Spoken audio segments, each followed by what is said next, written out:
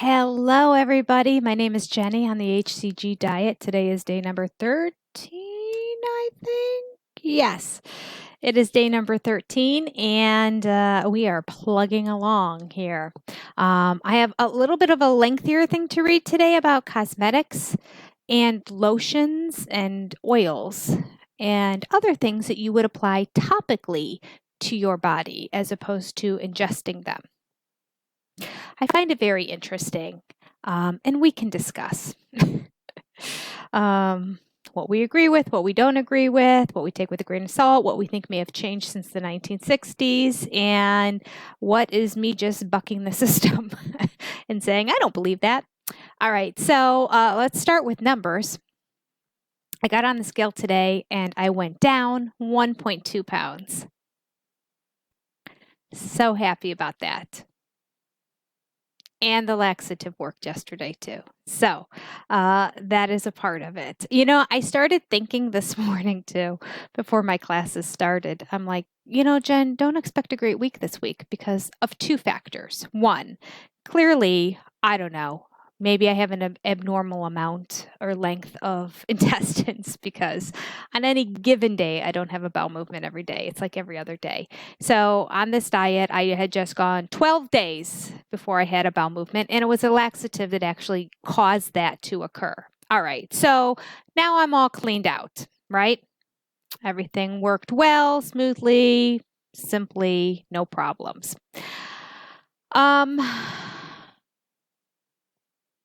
All right, so obviously the scales like that, right? So that 1.2 pounds is a good portion of that is just going to be waste removal. It is what it is. Let's just call a dog and a cat. It is what it is. Okay. But then I was also thinking, you know, we talked about the fact of what does a laxative do? And what does a suppository do? And all they do is bring water from your body into your intestines. And when that much water gets licked in with the stool, it causes it to eliminate from your body. So, in addition to the fact that there was waste removal, in the past day to two, I have had more water from my body being brought into the stool and released. So water not only was released, but it was taken away from somewhere and taken away from part of my body. Now, I don't know if immediately that was being regenerated or if that is like another day or so before everything goes back to normal in terms of the supply of water from wherever it pulled it from. So yeah, those are two things that I think are potentially going to affect my weight in this upcoming week, which I would think would make it obviously go back up because I do not expect in the next 7 days to have another bowel movement. Not to make excuses in advance, but little discouraged. But I'm trying not to dwell on that. I'm trying to just bask in the glory that yesterday it said minus 1.1 and today it said minus 1.2. So those are happy numbers. And so I'm just going to accept them and appreciate them and try to and go with that. So again, I didn't weigh myself preloading. I really didn't even load for 2 days. I only loaded for one. And then I weighed myself when I started on P2. So I had 1 day of loading, and I was taking the drops that day, and then the next day I went right away on to starting P2. So really my second day. I did P1 terribly wrong this time because of wanting to jump in really quick and realizing how bad I've been eating. And I'm like, I've been eating like a load, so let's just go ahead, add the drops, and start P2 right away. Not the way you should do it. Not the way you should do it. Because of that, the only downside that I didn't think about at the beginning is the fact that as I chart it, I don't have accurate numbers of where I was before, at least before that 1 day where I loaded and was starting on the drops. I don't know. Let's say I gained 4 pounds in 1 day. I doubt it, but For argument's sake, let's say that. So now I'm down to losing 9, right? Yeah, 9.7 pounds, 13 days, which is really good. Again, my average on these diets has always been about a half a pound a day, and I'm right on track with that half a pound a day. So excited about that. All right, moving right along. We're going to talk about the title of this this section of the protocol is called cosmetics. All right. But it talks about more than just cosmetics. I might skip over some of it because it's a little lengthier than what I normally read to you, and I don't want to bore you. But I have to say, if I read it all the way through, you'll be entertained. All right. It says, when no dietary error is elicited, we turn to cosmetics. So they're saying all those reasons for stalls that we talked about before, if all of those are addressed and the person is absolutely sticking to protocol and being perfect, they then look at cosmetics. Most women find it hard to believe that fats, oils, creams, and ointments applied to the skin are absorbed and interfere with weight reduction by HCG, just as if they had been eating. This most incredible sensitivity to even such very minor increases in nutritional intake is a particular feature of the HCG method. That stinks, right? Doesn't that stink? I mean, normally you can diet and you can put lotions on and all that, but there's something he's saying with HCG in particular that this stuff does affect your overall weight loss. Okay. It says, for instance, we find that persons who habitually handle organic fats, such as workers in beauty parlors, masseurs, butchers, never show what we consider a satisfactory loss of weight unless they can avoid fat coming into contact with their skin. So people who are touching fats tend to lose less weight on HCG. Fascinating to me. I'd love to know what the sample size was of all this. Maybe we'll get to that. I apologize. I still haven't looked. I just don't remember seeing any stats and charts, but maybe it's there. Okay, I'm going to continue. The point is so important that I will illustrate it with 2 cases. Okay, I'm not going to read through this whole thing. So basically he says the first case is a lady who absolutely was not losing. She was doing absolutely everything correctly, couldn't figure it out. He asked about if she changed the makeup she was using, and she said no, and that she wasn't wearing makeup. But then she came back the next day and told him, I figured out what it was. I was cleaning out my cosmetic area and I was transferring one of my cosmetic lotions into a separate bottle, and I was using my finger to scoop it out and put it in. So that's what caused the weight gain.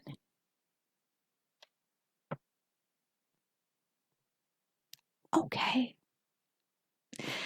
Let's continue. The other case is a man who was being very conscientious. He was about 20 pounds overweight, but did not lose satisfactorily from the onset of the diet. Again and again, we tried to find the reason, but with no success, until one day he said, I never told you this, but I have a glass eye. In fact, I have a whole set of them. I frequently change them, and every time I do that, I put on a special ointment in my eye socket. Do you think that could have anything to do with it? He asked. As we thought just that, we asked him to stop using the ointment, and from that day on, his weight loss was regular. I mean, I don't know how many days this was. You know, people can have stalls for 5 days and everything. And I don't know. I don't know if he was really kind of cheating, but not being honest. I mean, it doesn't sound like it, because if he's going to stop using the ointment that he needs in his eye socket for his glass eye, I mean, that's just, gives me a little bit of the willies, but I'm not very good with medical stuff whatsoever. Wow. I mean, how much ointment do you use? And I don't know. I don't know any of the details about switching out glass eyes. But I just found that amazing. All right. Now, okay, let me just read this next part.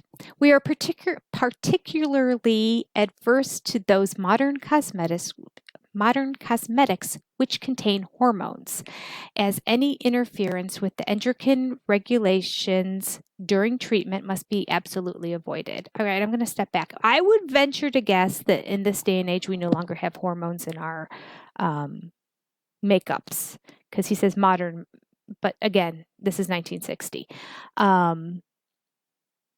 I would find it hard to believe. We're so hypersensitive about what we test cosmetics on and what we put in our bodies and all that stuff, that the fact that we are putting extra hormones in, I find it difficult to believe. So I don't think this is a concern anymore today. If you know different, let me know and write down below, but I'll continue. Many women whose skin has in the course of years become adjusted to the use of fat-containing cosmetics find that their skin gets very dry and then they stop using them. When they stop using them. In such cases, we permit the use of plain mineral oil, which has no nutritional value.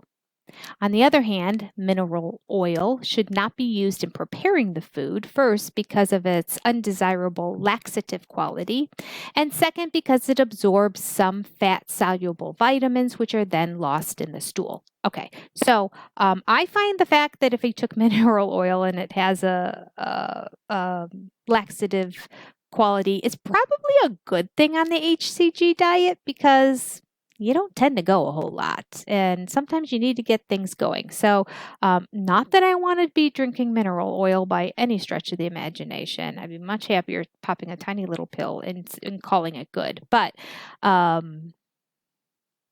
don't see that as a major concern. And the only concern I would see is the fact that it does absorb fat-soluble vitamins, and the fact that it's taking some vitamins out of your body. You want as many vitamins as possible. You want to take a multivitamin every day, and you want to eat a lot of healthy greens. So that's not a good thing. He adds, we do permit the use of lipstick. Now I find that interesting, because I mean, why? Because he wants women to be beautiful? I mean, why would he permit the use of lipstick? It's going to have oils in it too, but your lips absorb things. I know they do. All right, but anyway, we permit the use of lipstick, powder, and such lotions as are entirely free of fatty substances. Okay, I don't know what they're made of if they're free of fatty substances, to be honest with you. But in general, everything he's saying is any makeup or lotion that has any of fat-absorbing qualities to it, don't use.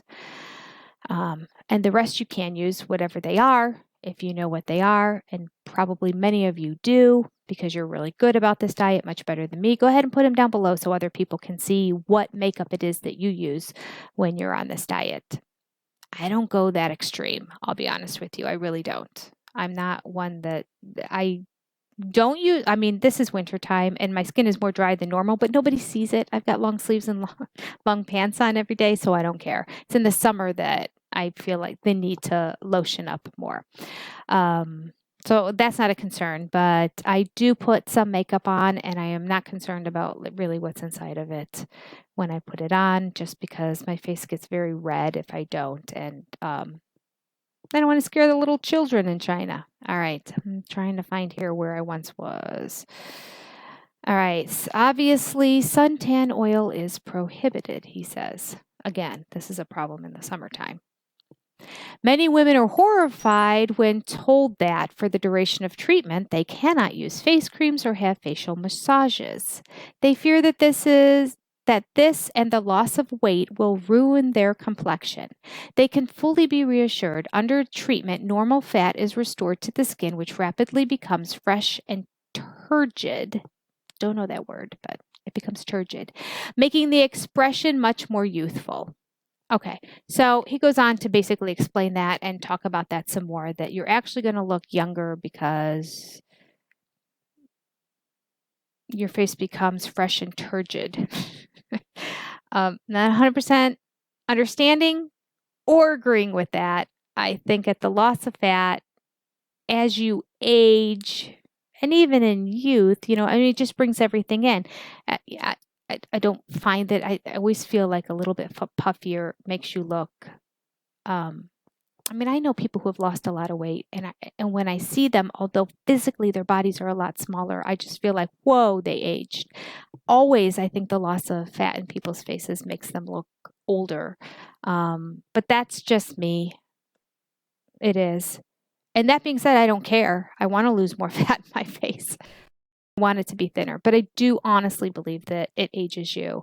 I know people who have done HCG, I've seen them before and after, and people who've lost a significant amount locally here and that, they don't look younger afterwards. It's just a fact. So I'm not going to agree with that part of it, but that's what it says. And again, I'm just reading to you what it says. Interpret it as you will. All right, so that's everything I have for today. I don't have a whole lot to expand on that or add to it. I was a little bit of a downer today. I apologize for that, but I still wanted to share the information, let you make your best choice and best decision. And maybe some things affect some people different than others too. Maybe some people can put the lotions and different things on their bodies and use different makeups, and they have no problem with it, and other people can't. I mean, we're all made wonderfully and created differently, and it would make sense that what works for one doesn't work for another. That being said, when it comes to the diet, we also have to consider that in terms of the parameters, and that it cannot be an absolute be-all and end-all on how this weight loss program works. So find what works for you and continue to let it work for you.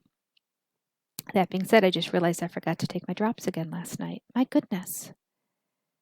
My stomach is actually starting to feel almost a little bit like it's growling. It's probably a combination of the bowel movement yesterday along with the fact I didn't take drops yesterday. So again, for 2 days, I only took it once. That's not good. That's not good. I need to get back on these drops.